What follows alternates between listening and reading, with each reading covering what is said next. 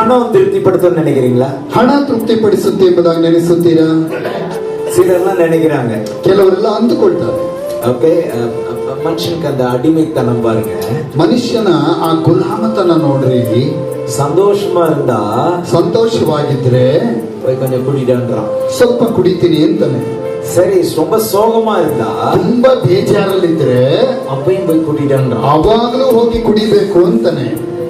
இந்த குடி வந்து அவனுக்கு போன உடனே ಈ ಕುಡಿಕತ್ತನ ಅಂದ್ರೆ ಈ ಮತ್ತು ಹೋದ ನಂತರ கொஞ்சம் கிரு ஆகுமா, ಸ್ವಲ್ಪ ತಲೆ ಎಲ್ಲ ಗಿರ್ರನ್ನತ.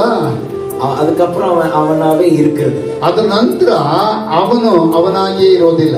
சமாதானம் இல்ல, அவமானம் ஆயிடுச்சு, வீட்டுல சமாதானம் இல்ல, வேலையில சமாதானம் இல்ல, அப்படி ஆகும்.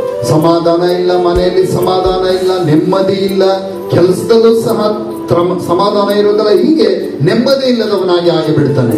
நான் இப்போ ஒரு ரகசியத்தை சொல்ல போறேன். ನಾನೀಗ ಒಂದು ರಹಸ್ಯವನ್ನು ಹೇಳ್ತೇನೆ. ಸೀಕ್ರೆಟ್, ಒಂದು ರಹಸ್ಯ, ತುಂಬಾ ಪ್ರಾಮುಖ್ಯವಾದ ಸೀಕ್ರೆಟ್, ಒಂದು ಬಹಳ ಮುಖ್ಯವಾದ ರಹಸ್ಯ.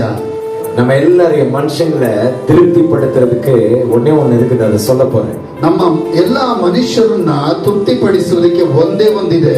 ಪ್ರಾಮಾಣಿಕವಾಗಿ ಹೇಳುವುದಾದ್ರೆ இந்த சாட்டிஸ்ஃபேக்ஷன், இந்த திருப்தி ಯೇಸುವಿನಿಡத்தில் ಮಾತ್ರதான். ಈ ಒಂದು ತೃಪ್ತಿ ಯೇಸುವಿನ ಬಳಿಯಲ್ಲಿ ಮಾತ್ರ ಇರುವಂತದ್ದಾಗಿದೆ. அப்படின்னா என்ன தெரியுமா? ಹಾಗಾದ್ರೆ ಅರ್ಥವೇ ಯೇಸುವೇ எனக்கு திருப்தி, ಯೇಸುವೇ ನನಗೆ ತೃಪ್ತಿ. Amen, amen.